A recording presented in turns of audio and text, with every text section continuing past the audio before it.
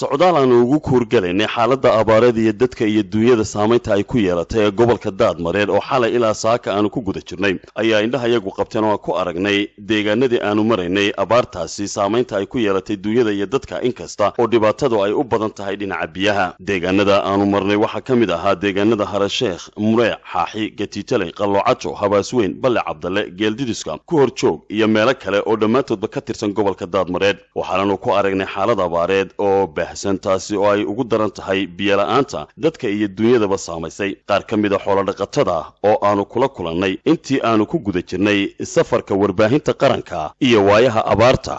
ayaa tilmaamay in ay abaartu saamaysay dadka iyo xoolahaba balse ay u badan tahay dhibaatada ka dhalatay ee la dareemaya dhinaca biyo la'aanta ka war xaaladda abaareed dhulku siduu yahay dhulka geelu ku foofo ama degantahay asbaad keenaysaa ya asbaad keenaysaa iyo cuno kulay anigu waxaan fariinta markaan gudbiyo dad iyo dawladba waa leedii soo jawaab insha Allah awsiyo biyo xoolo cabaan halkooda ay ku cabaan inta ma soo hidin kara makeeni waa gudbinayna fariinta waa gudbinayna insha Allah way rajayna cunadi xoolo cunayeen biyo maantidu cabasiyo xoolo cabayeen xoolo way gaabiyeen inta way baahan Cabdiraxmaan Yuusuf Rubaal magacayga waxaan ahay gudoomiyaha tuulada Gatiitale runtii sida uu inoo sheegayo akulle waxa weeye waa xaalad abaareed oo adag ba dalka ka wada jirta dalkuna islaan dhaamaan laakiin xaaladda galbeedka mooyaan inta kale inteedan dhexe ee duskeyga dhexe gobolka Daadmareed ayaa ku xiga marka runtii xaaladda ugu adag ee jirta waa xaaladii calafka xoolaha oo madhay xooliyo halkaa imka wariyo inoo taataabanaya ciidaasoo kale waa halkaas ka fadhiya ayay noqdeen biyaha halkan ku jira in yarba xagga rabbiyo ilaahay un baanu ciid u diranayna hal barkeed baa wax biyo ku jiraan imaka tan halka deganna aad buu fara badan yahay marka xagga biyaha wax dhibaatay ma jiraan ilaahay baa dhibta saaraya isagaana saaraya hal mid kaliya baa biyo ku jiraan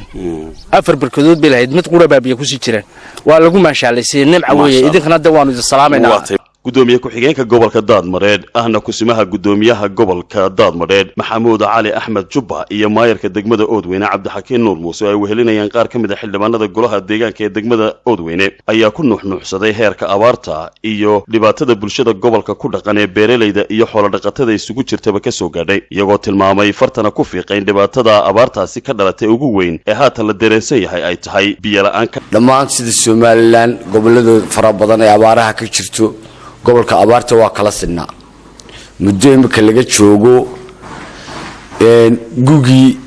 iyo dayrtii dadkii gobolkan ku noolaa xoolo dhaqatada ahaa uu talaabay la hayaa maxduudka Itoobiya marna qoladaas ay dib u soo degaan marna inaga qabano oo dalka Itoobiya xagga dusha u baxay xoolo dhaqatadeenu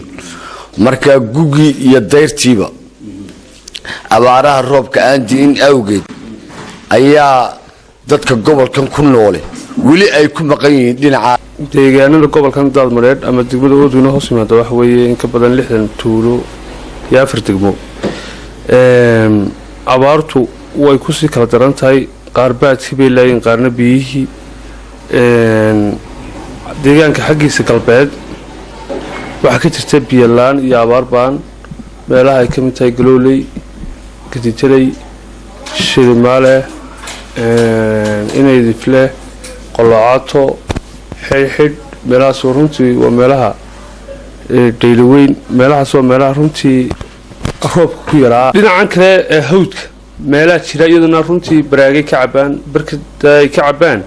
biyiba ka sii gaabanaya kharo biyiba soo yaraanaya haddii aan ku soo noqdo magaalada madaxda gudaheeda waa 60 ka magaalo iyo 4 degmo ku sheegay runtii ma haba yaraatay malaha wax ceel dheer oo loo karo wax lagu baxaa riig wax loo yaqaano oo marka abaaruhu ama jiidaalki runtii magaalada madaxda gudaheeda waxa looga soo dhaamiyaa magaalada Burco oo jirta 58 kilomitir magaalada Kabadheere oo imikaba ay booyado runtii ka soo dhaaminayaan xaaladda ugu daran ee Oodweyne gudihiisa